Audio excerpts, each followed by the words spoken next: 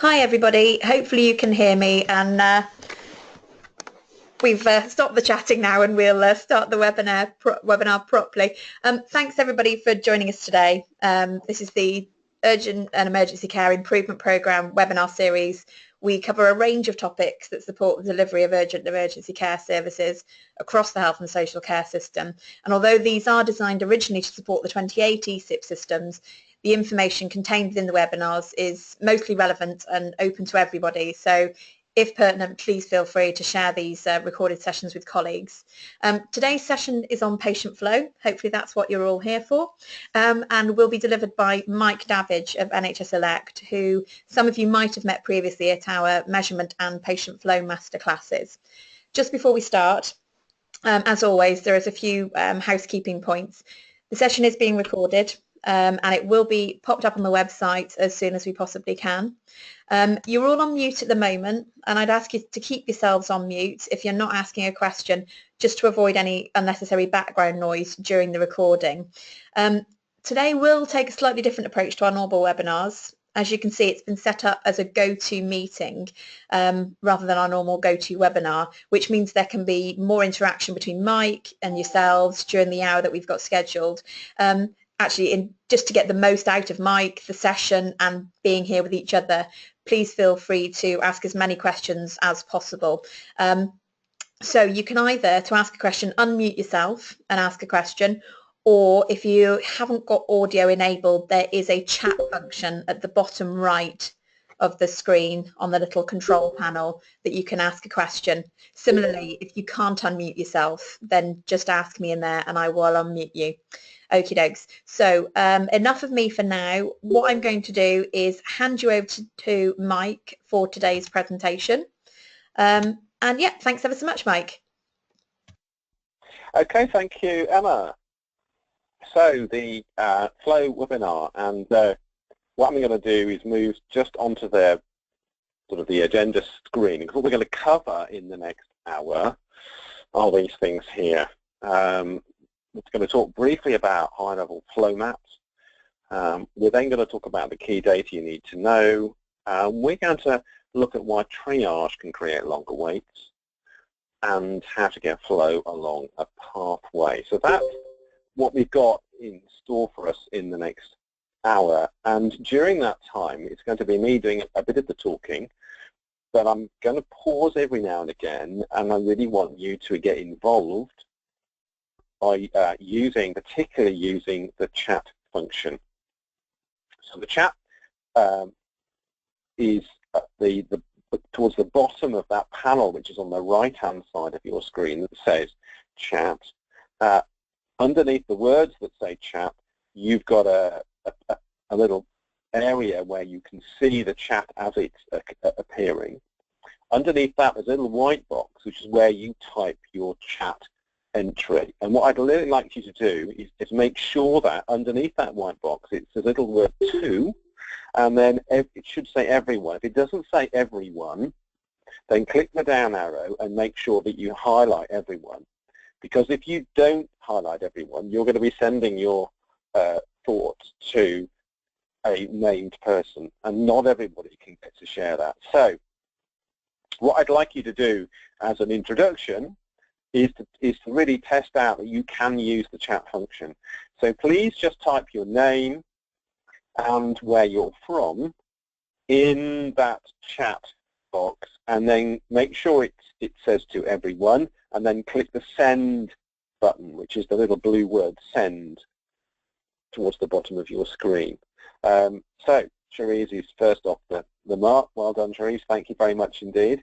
So if the rest of you would like to do that, then what we will be able to do is see who's on the screen. So thank you very much, there, Mike, as well. I beg your pardon, Emma?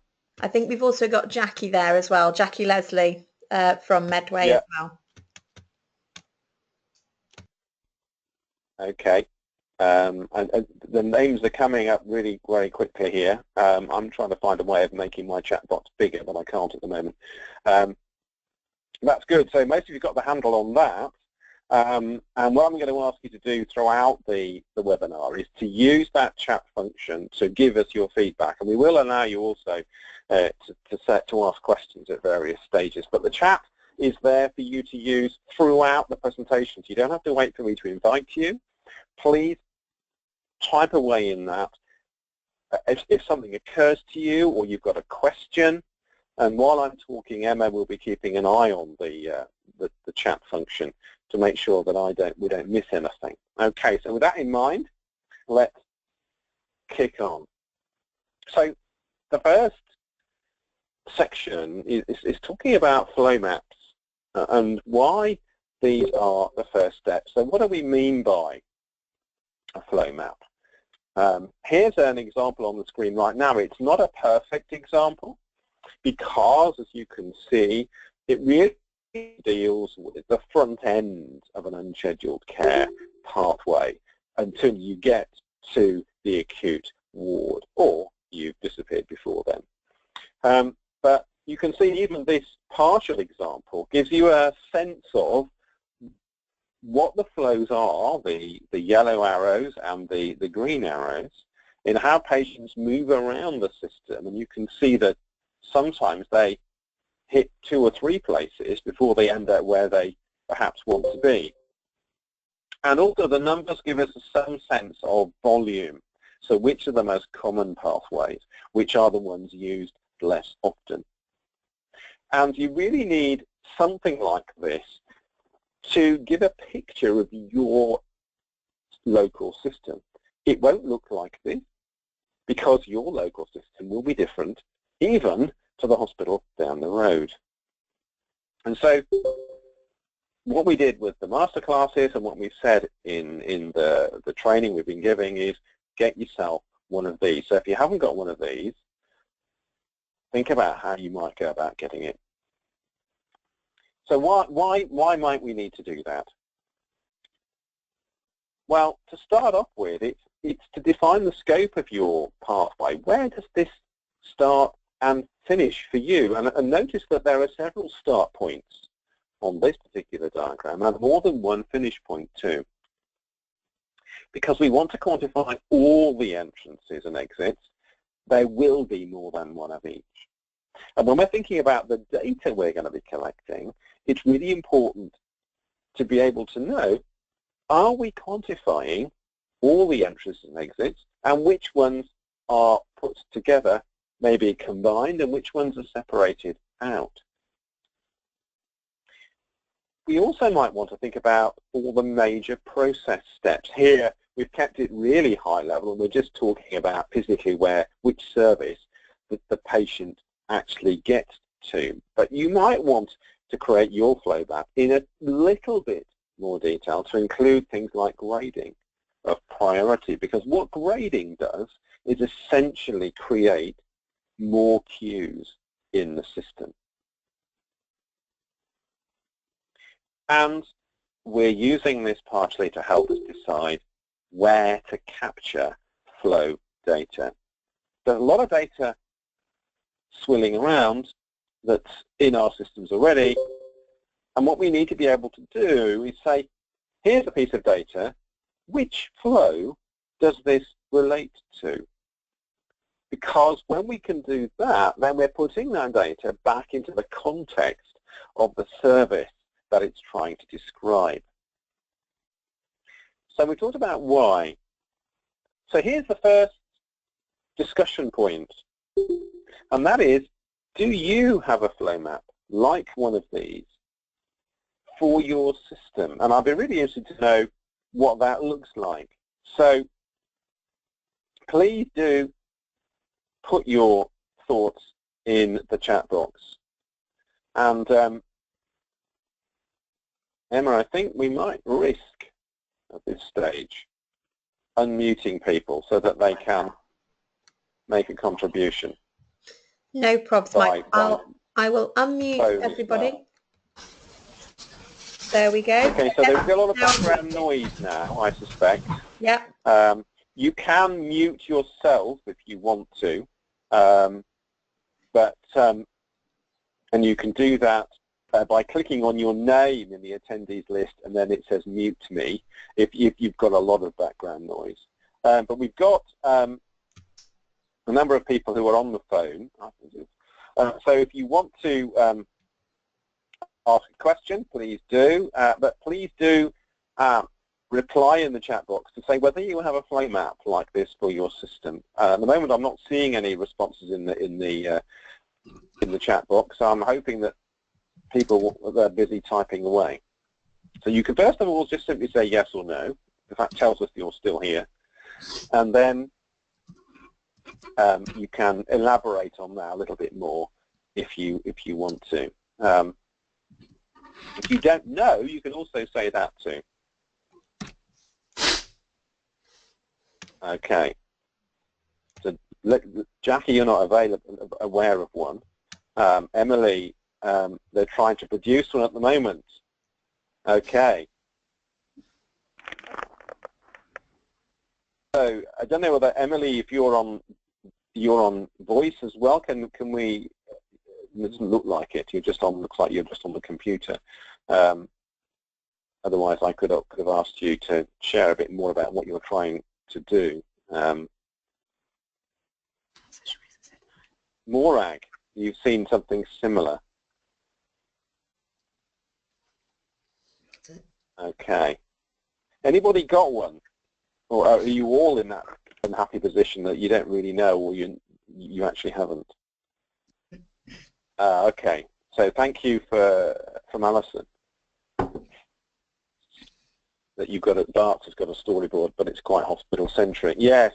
A lot of the ones I created start off a bit like that, but it is important if you're wanting to understand urgent care in the round, try and work out, can you capture the flows that are not just about the hospital? Because if you're wanting to change things, as we'll see when we move forward, then it's useful to know what it's like now, because you can track, as you make those changes in your system, has it affected the actual flows? Because sometimes flows change in ways that you might not expect.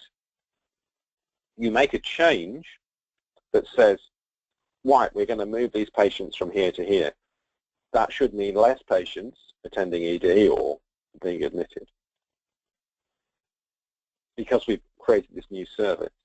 But are the flows working in exactly the way that you thought they would? And that's really where these sorts of maps, particularly if you can populate them with actual numbers, really come into their own. Okay, so that's flow maps, and if you haven't got one, make it your priority to create something, not on your own. You'll need other people around you to help you do that, but it's also a great way to get a group of people who are involved in urgent care in your local health community to start looking at what actually happens. So this diagram, however, the one we've been talking about so far, describes where patients are, not what's happening to them in terms of their treatment. We can make some assumptions about what type of treatment, diagnosis, and so on is going on in the various blue boxes on this screen, but we don't actually know. It's an assumption. So this type of diagram is all about geography. It's not about process.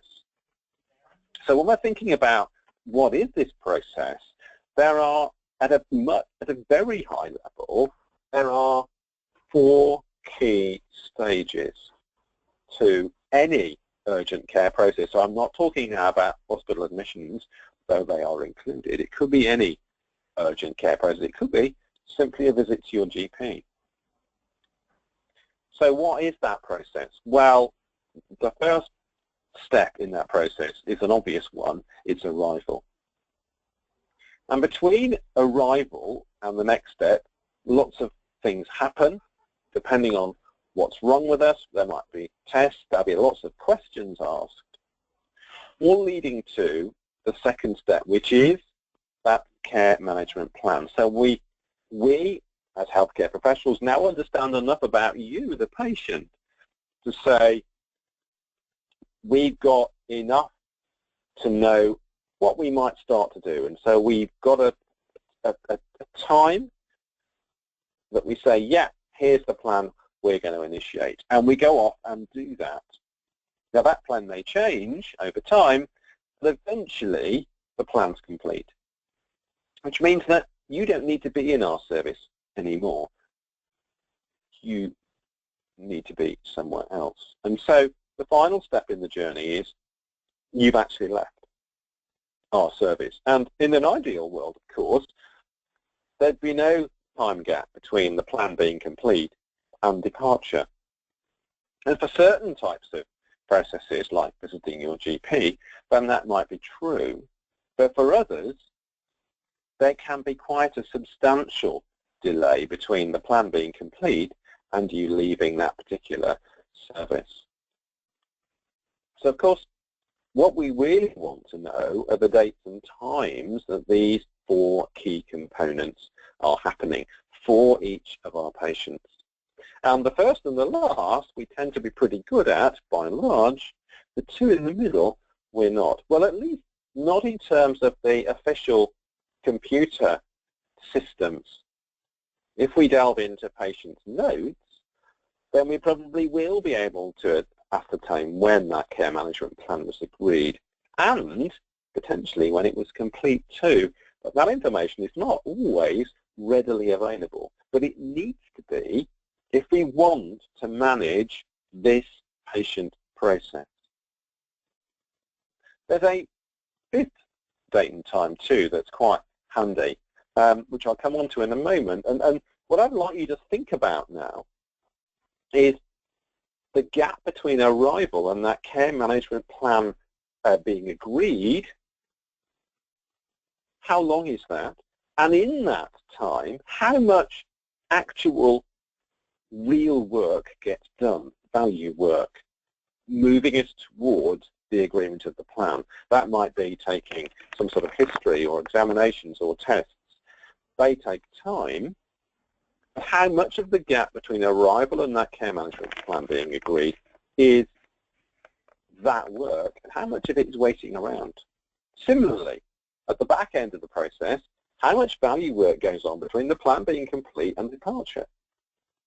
Some of it is necessary, things like arranging transport or prescriptions and so on. And how much of it is just waiting around?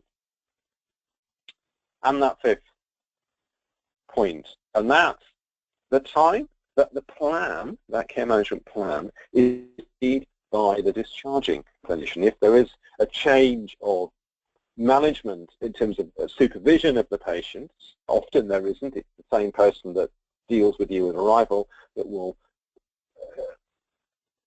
manage the plan throughout. But if there is a change between the people who get the plan going to start with and the person who then takes over your care, when have they agreed that? Because, of course, they may want to change it. So when we're thinking about the information that you need to help you understand where the blockages are in terms of flow, you probably need these 5 key dates and times. And have you got them? So how many processes are we talking about? Now, when we're thinking and focusing on the hospital side of things, here are 5 distinct processes. We've got the minors or not admitted ED attendants. We've got the major patients that are not admitted as ambulatory emergency care, whatever you call it in your locality. Then there are different types of admissions. So there's potentially 5 processes that are focused on the hospital side of things. But of course, there's more than that if you wanted to add in non-hospital pathways as well. And notice here that we're not distinguishing these processes by the diagnosis, because what we're talking about here is the process steps that are necessary along these particular pathways. And for simple admissions, which will cover a range, they would follow the same or very similar process steps. Another way of looking at it is from an emergency assessment point of view, you might want to look at it by the type of work you need to do. So the simplest will be a history, diagnosis and plan.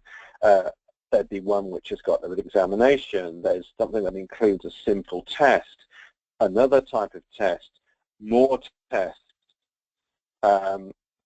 multidisciplinary assessment, and then the resus patient with the ABCD at the front end. So there's a number of ways you can think about this, but it's important to recognize that you need to identify your major process types. And the reason we're going to do that is because we want to set up those to flow individually. We'll come back to that a little bit later on. So those might be minors, those are majors, and so on. So your next discussion point is, how many different flows do you have? Process flows I'm talking about now, what are they? And here's a question. Do you collect the 5 key dates and time points? And if not, how might you be able to do so? I'll be really interested if anybody has got accurate data on those 5, because you're going to be quite unusual. But let me, while I'm waiting for you to respond in the chat box, we're just going to have a little look at something that Morag has put in.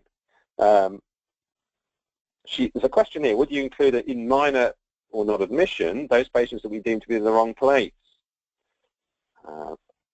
Screaming away to GP or pharmacy is a real challenge. The way I'd probably answer that, Morag, is if you wanted to manage the process as it is now, you need to work out how many patients you've got in that minor flow, whether they should be there or not, because at the moment they present. So unless you just turn them away at the door, you're going to have to deal with them. So you're going to need to size the capacity to do that. But yes, as you work on signposting other ways for patients to access care, you can track whether that's making a difference by counting the number of patients that arrive into that particular process flow and linking the reduction, you hope in that, to when those alternative services were signposted. So did your signposting make a difference? Does that help you? If you're not on the phone but you're seeing the screen, then please do come back to me in the chat box, but thank you for sharing that. Okay, great stuff. Okay, anybody collecting the 5? I'm assuming that silence means no, by the way.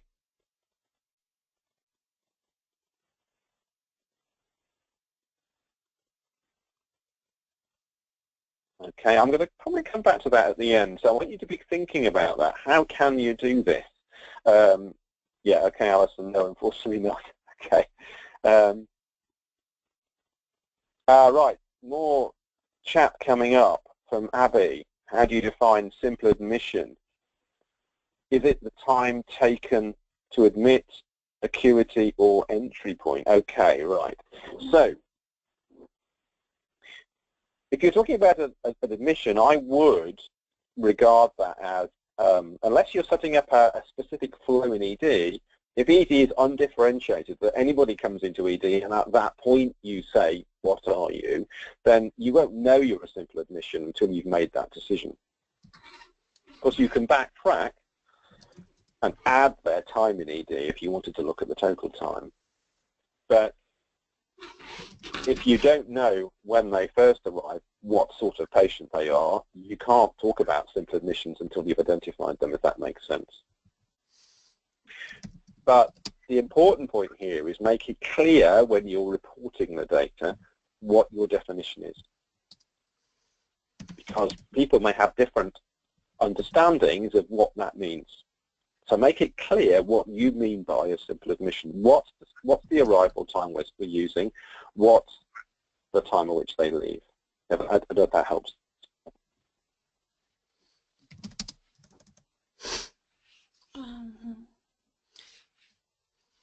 Okay. So I can hear someone typing away. It looks like it might be Jackie. But, It is, sorry, I don't know great. if it is visually because I feel like I'm typing an essay here. Okay, that's fine. Do you want to talk instead? If that's easier, I think with regard to your two questions, or the first two questions on the discussion page, in terms of process flows that we have, I would say there are, without my clinical colleagues here, I would say there are at least 4 or 5 via our emergency department access point. Yeah. But then we have a number of process flows, some of which we're uncovering as we go along, to be fair, around direct admissions, either GP heralded or via other community-based health partners that are direct into some of our other sort of assessment areas, I guess, for want of a better term. So in terms of the number of flows, I mean, I'm going to tentatively say we could be somewhere in the region of 8 to 10 probably, but there could be even more, some of which are historical and more of which are clearer and more mapped. I think in terms of the 5 key date and time points for each, I think we are collecting some of this. Certainly the front door activity in terms of ED is quite clearly recorded. However, depending on which process flow you're in, some of the back-end information can be inconsistent, would be the way I would describe it. Yes, okay.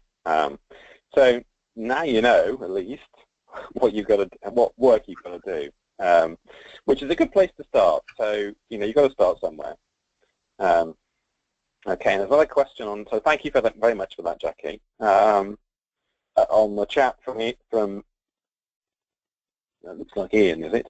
Is it possible to use the triage category to decide minor and major? Yes, it is possible. If that's all you've got available to you, at least to start with, then you're going to have to go with something.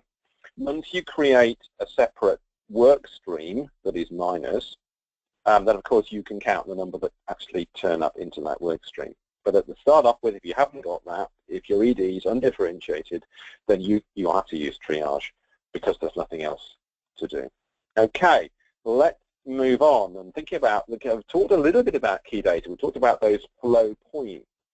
Now I'm going to talk about what do we need to capture at those flow points apart from the date and the time. And here are the 4 things that I think that you need to understand about your service in terms of the data, and here they are. I call them my ABCD.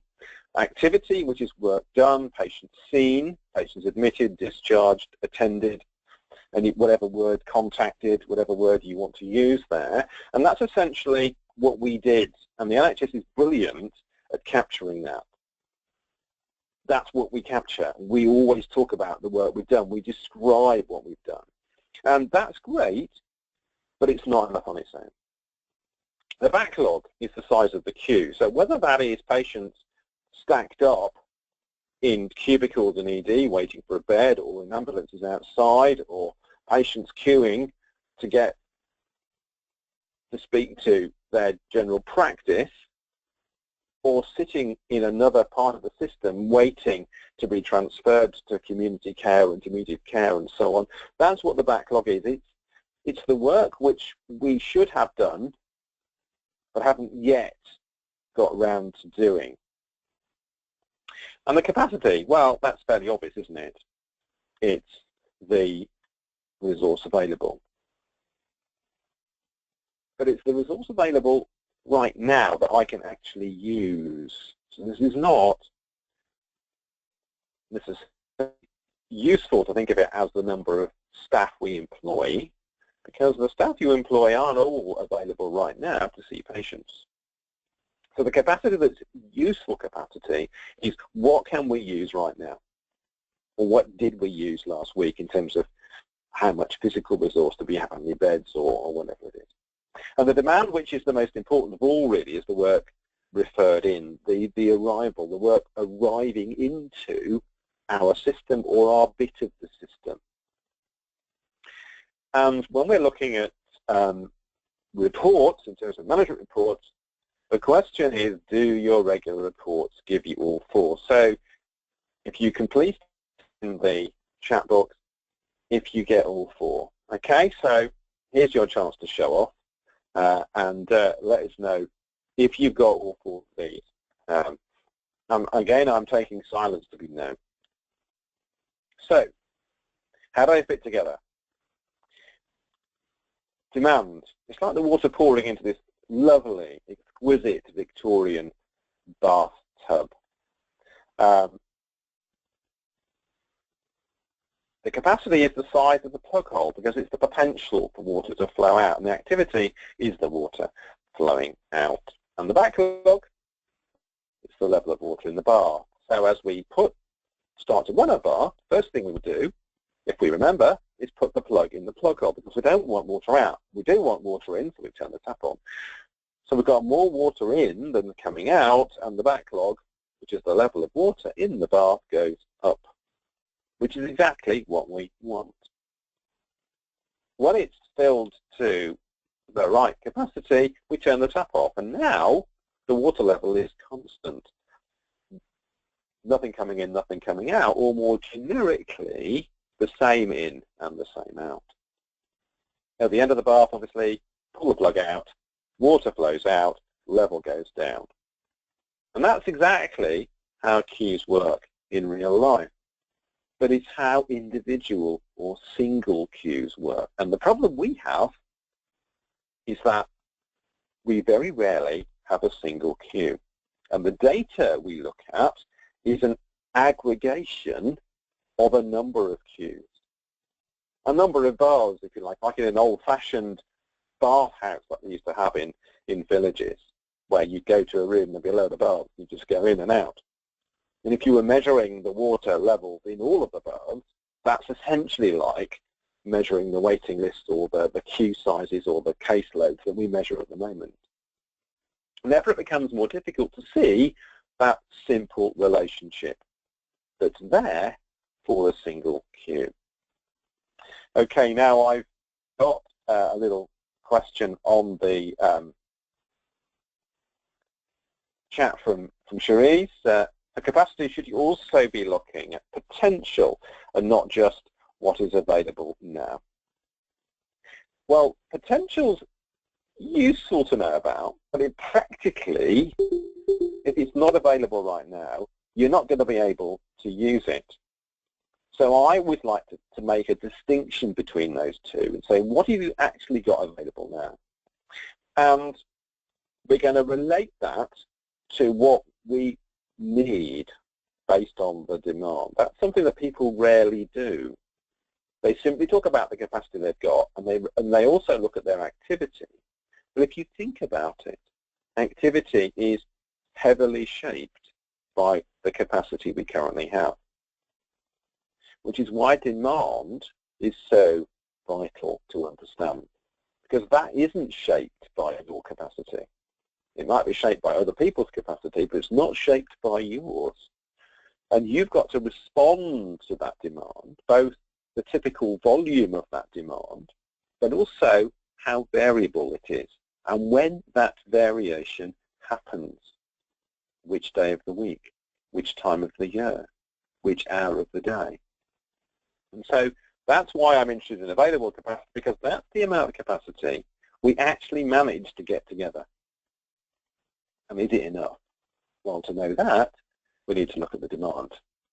And when we get to looking at these four things in the round, the problem we end up with often is that we measure them in different ways. And capacity is largely measured in time. I mean, we might talk about shifts or staff, but actually what we're really talking about, if we're talking about staff, is the amount of hours they're going to work for us. And so pretty much capacity is described in terms of time, whereas demand is most often described in terms of the number of patients. And you can see the problem straight away, can't you? How can we relate demand, which is expressed in patients, to capacity, which we're talking about in hours? You can't without doing one of two things. We either need to convert everything into patients, and to do that, you need to know how many patients per hour you can get, or per time period, per week, per minute, whatever the time period is, through whatever the capacity is that you've got right now, whether that's district nursing, or whether it's intermediate care teams or ED doctors. That's an average. So as a back of the bag packet, that's probably all right. But to be a bit more accurate, you really need to do the second one, which is convert everything into hours. And now you need to know how long patients will take.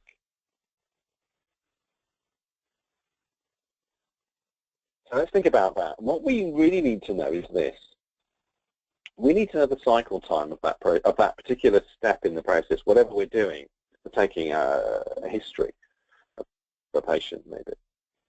And the cycle time is the start of that activity from patient 1 to the time we are able and ready to start patient 2, in this case 26 minutes.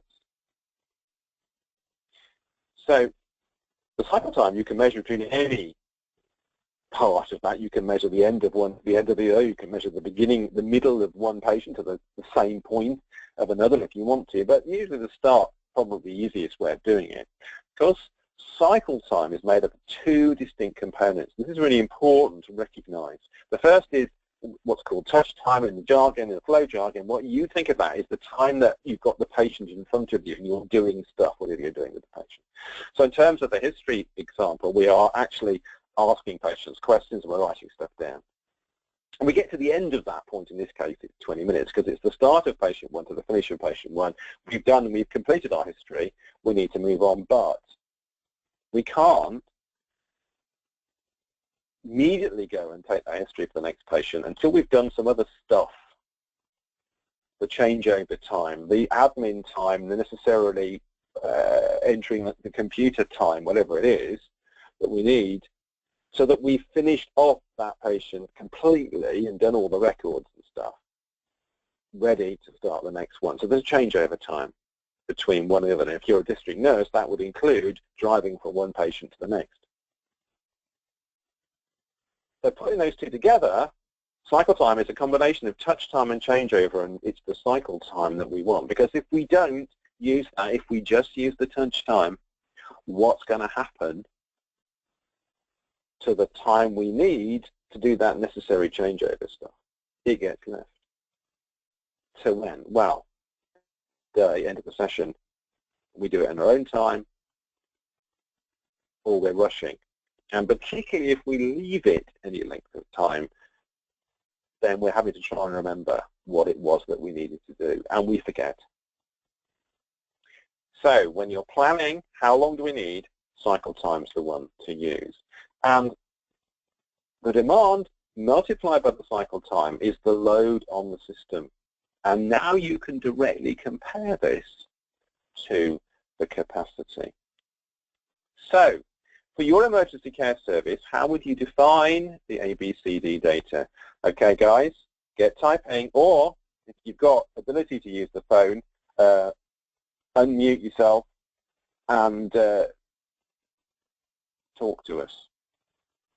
So I'm waiting, just have a little look at see who's on the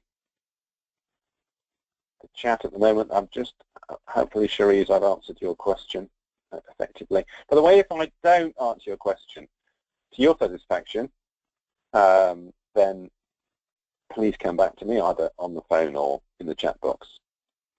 So Jackie, you've kicked off with A being activity with number of attenders. Yeah, that's absolutely spot on. Yep. So what would the demand be in that situation? And notice that demand is not activity. Over a long period of time, like a year or 2 years, the numbers might be similar, but week to week, day to day, hour to hour, they will be different and can be quite different. So it's important that when you're thinking about your service, you focus on the demand first. And from that, look at your capacity required. So let's move us on a little bit. And we're waiting for others of you to get going on the typing. I'm going to talk now about this issue of triage and why it can create longer waits.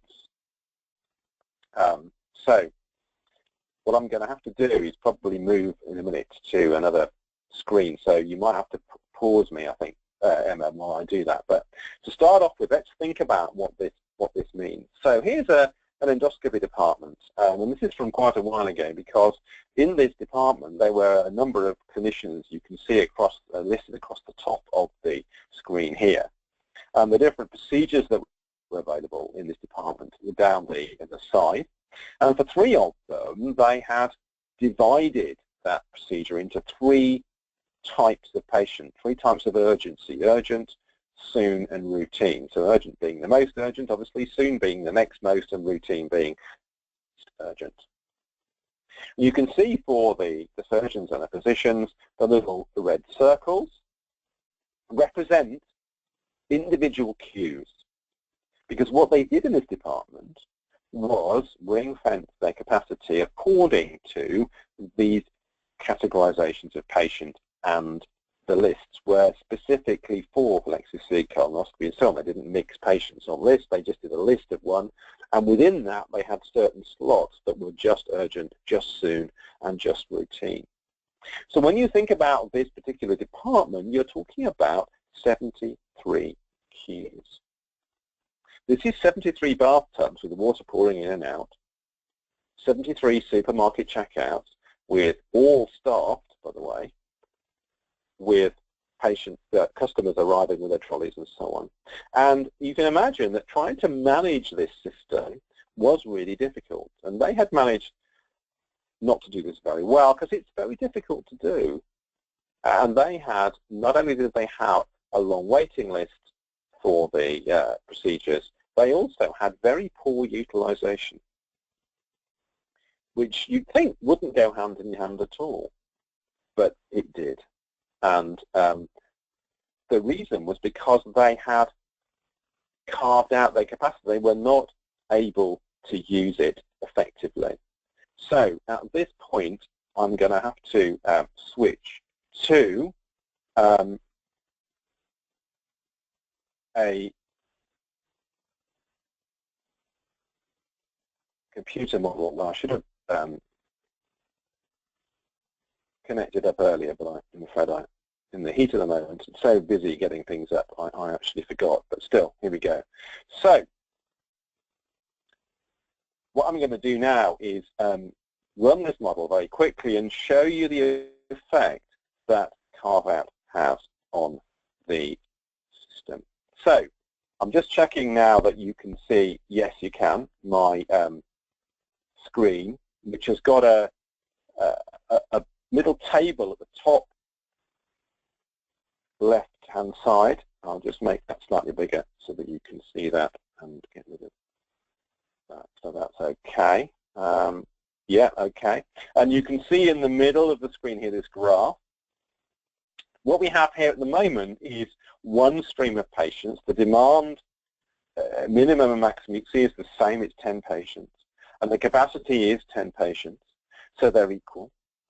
The bar here on the screen, you can see, is on this right-hand scale is the number of patients demand, and you can see it's constant at 10 patients. The waste is 0, which is the blue line right along the bottom of the graph, because we're not wasting any capacity, and there's nobody waiting either. There is a yellow line, which you can't see because it's behind the blue one.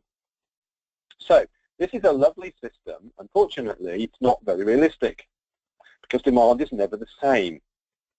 So what I'm going to do now is I'm going to create a system that's a bit more realistic by varying my demand around the average of 10 per week. It's going to vary between 5 and 15 patients per week. And when I do that and run the model, you get a queue building, because there's a mismatch now between the demand and the capacity week on week. I'm sure some of you were thinking, wow, that's weird. I would have thought that when I had less demand, I would be wasting capacity. You'd be right. But in this particular run the model, it just so happened that the first few weeks we had patients coming through that were just more than 10. Over time it equals out, but we had more. And so we build a queue. Of course, I can run it again. Every time I press F9, which you can't see here, I'm going to reset the waiting list to 0. And you can see I get a different situation going on. The different set of random numbers, the demand is randomly varying between 5 and 15. This time, there are occasions, you can see them here, and here, and here, and here, where we had wasted capacity, and in total we had about 56 wasted capacity slots. So I'm running this along every time I do it. You can see it's random, and I'm going to stop at this point because at this point the queue, and you can see what happened in the middle of the graph here. Look at what happened to the waiting list. It went from nothing to 30 patients in a few weeks. Now, if that happened to your service, I bet you people will be saying demand's gone up. Well, we know on average it hasn't changed here because it's been set on the computer as an average of 10. What's the problem is we've had a few weeks of slightly higher than average. We're going to have some lower than average in a minute. But just that has caused the problem to happen. So what do? What we do is we say, look, my queue size here is 50 patients. Now, 50 patients equates to about a 5-week wait. How do I know that? Because my capacity is 10 patients per week. If I've got a queue of 50 patients, it's going to take me, if I take off 10 a week, 5 weeks to treat the patient who's just joined that queue in position number 50. So the person joining that queue today has a likely estimate of a 5-week wait. Now, for some patients, we don't want them to wait 5 weeks. That's not what we want. And if you're thinking in an urgent care setting, it could be 5 hours. We can't afford them to wait 5 hours, can we? Not an ED, you can't anyway. So what we're going to do is we're going to assess these patients when they arrive in our system. We're going to grade them as some of them as urgent. So we've done that, and we've worked out that between 1 and 3 of the patients are urgent, which means that between 4 and 12 are team ones. Now, we need some capacity to deal with these urgent patients. So given that it's 2 a week, we're going to say we'll have 2 slots, which means we've got 8 left for the others. So now we've got 2 queues. When I press the button to recalculate, let's see what happens to our performance. Whoops, what have I done? That's okay. What have we got? Ah, that's more like it. I'm not quite sure what happened the first time. I think it didn't work properly, I think. This time it does work. And the reason why it didn't work properly before was because I should have had what I've got now, which is both a queue and wasted capacity. Before, remember, we either had one or the other, and that's with a single queue, that's what you get. But with 2 queues coming in here, you can have both waste and a queue. So we haven't got rid of the queue,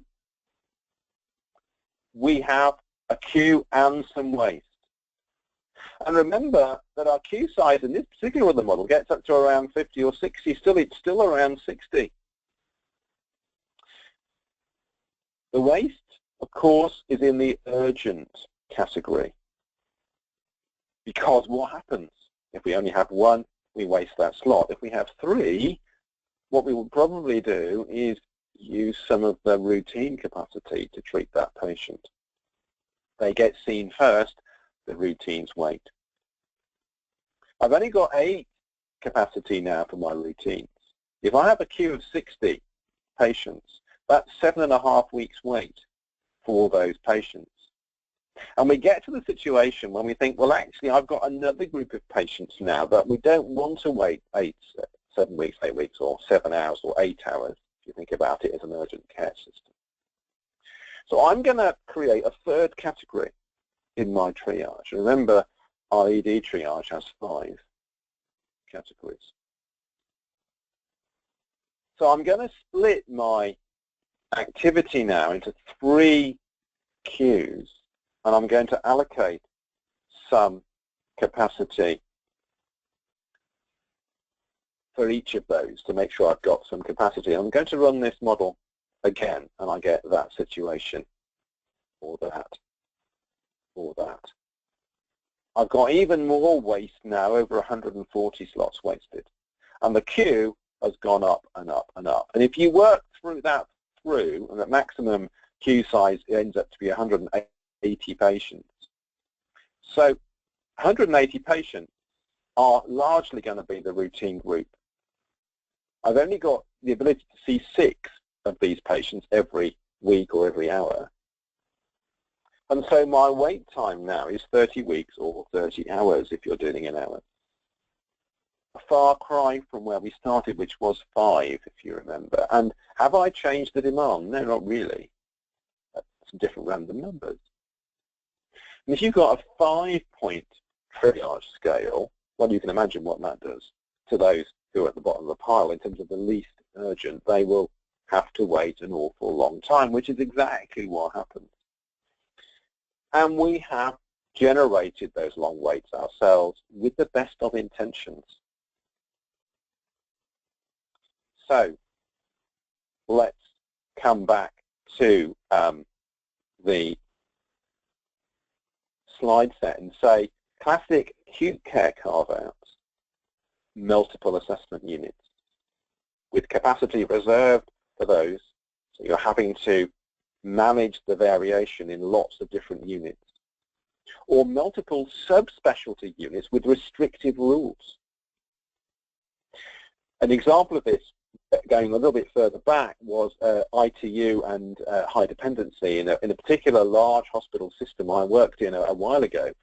They had about 10 of these ITU and HDU units that were all managed separately,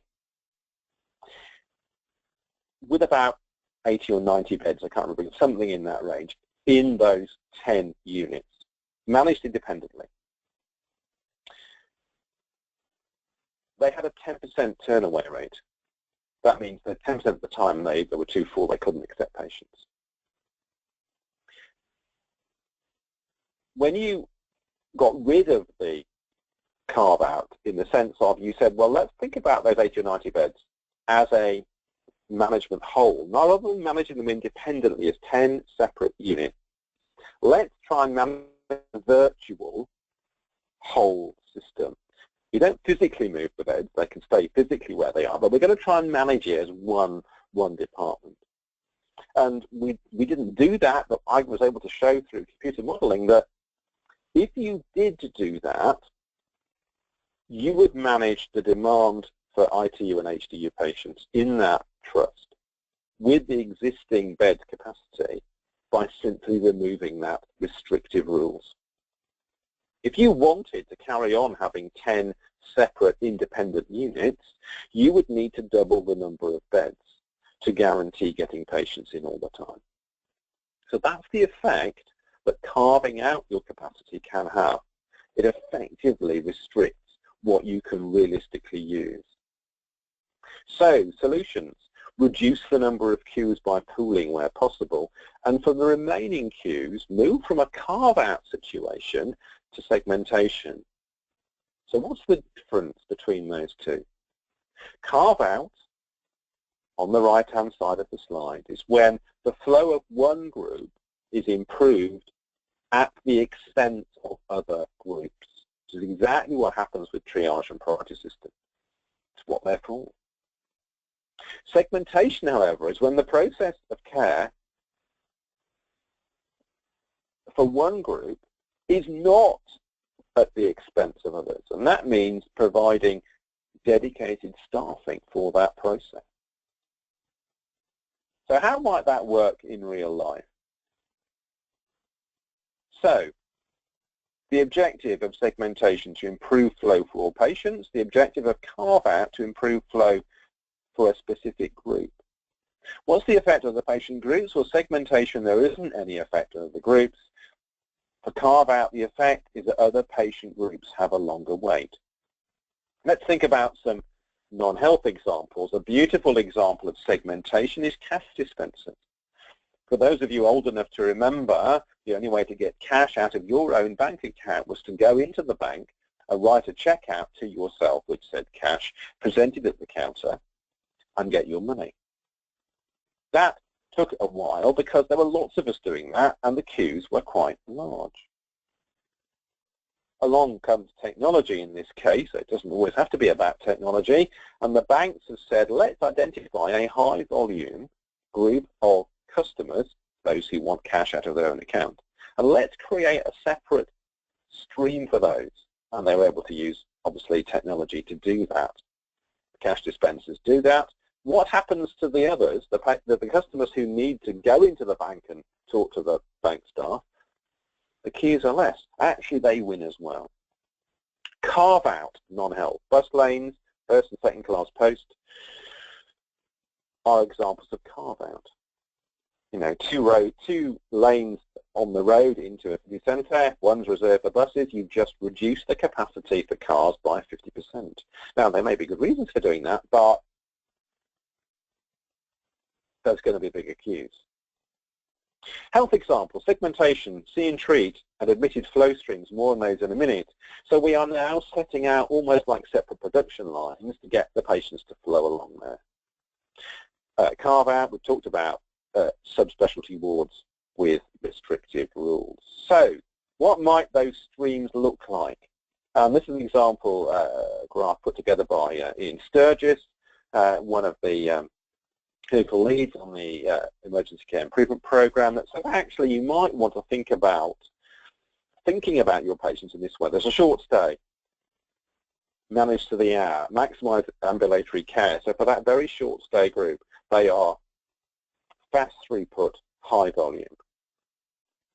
There's another group which will probably need to be in a specialty bed, and that's single specialty by and large. That is, and they're otherwise relatively fit and healthy, and you can manage those in that specialty process. The next group, the blue group, are probably going to be your frail elderly, and you have to think about those in a different way because you've got to worry about the deconditioning risk. And so a frail elderly unit that picks up patients with more than one condition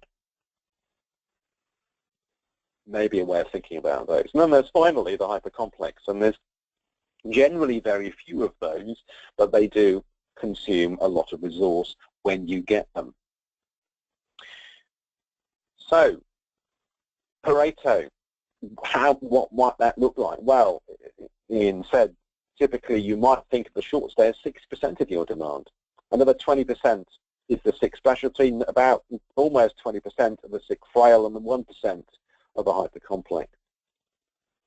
And so setting up your systems to think about those, how you manage to keep the flow going is important, and the pace is different for those different groups.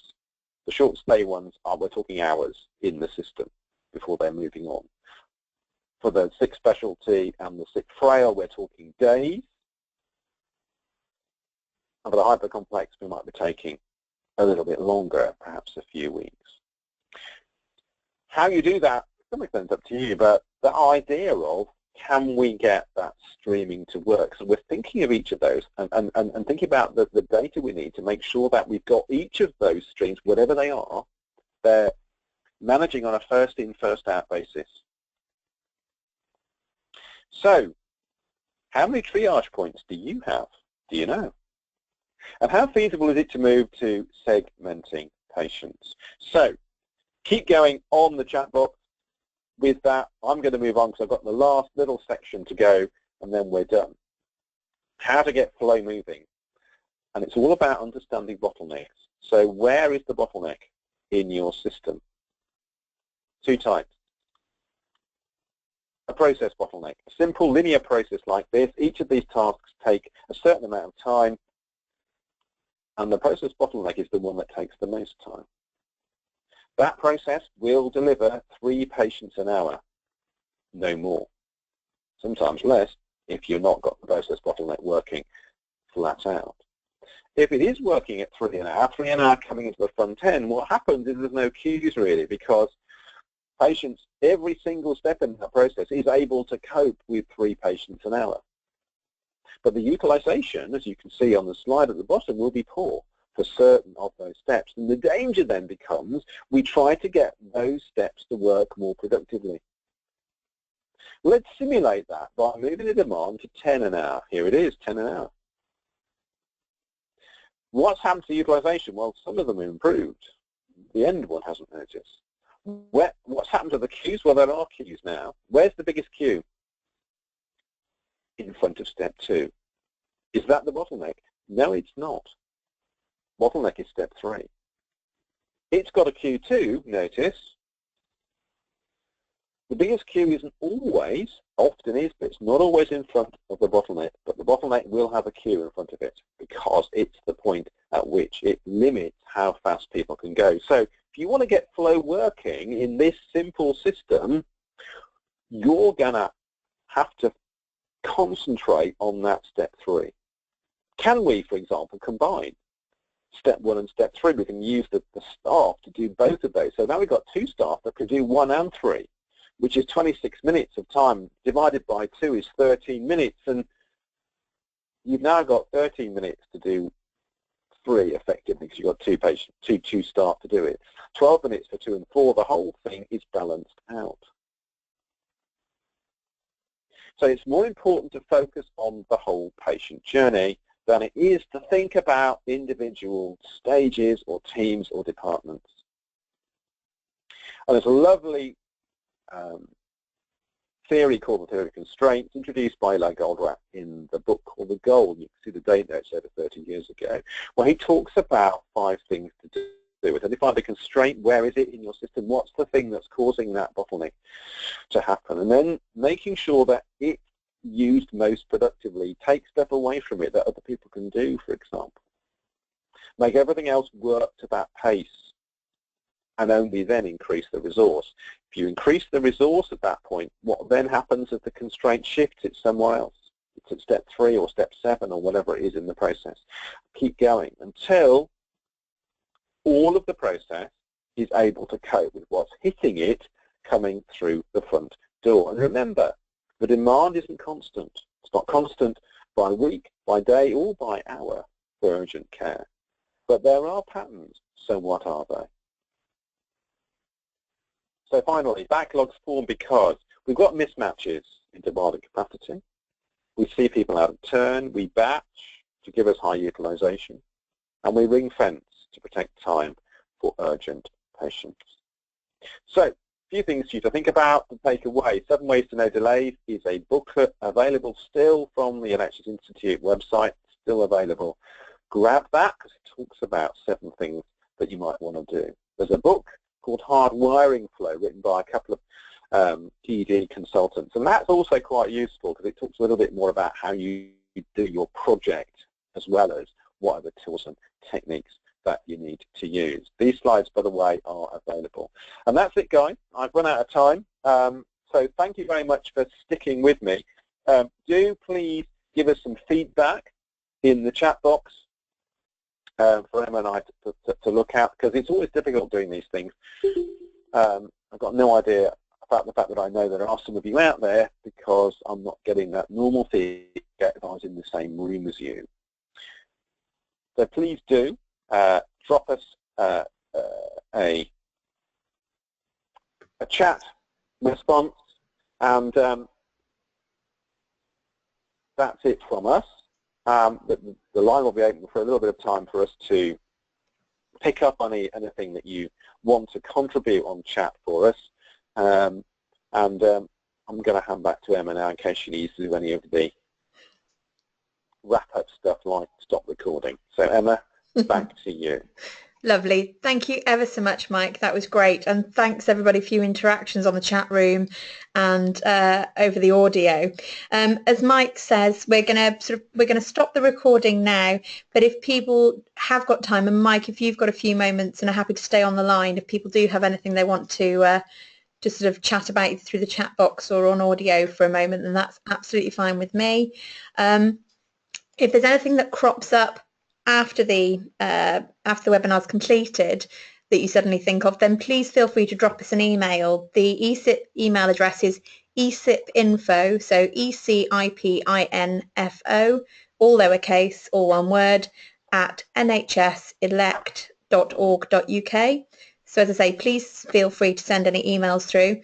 Also, if there's anything that you feel would be good to cover on either a webinar session or as a more interactive meeting such as this, then please also drop us a line on those. If there's anything in particular that's happening within your system at the moment that you think it would be useful to get a session together on, then as I say, please let us know and we're happy to try and organise what we can.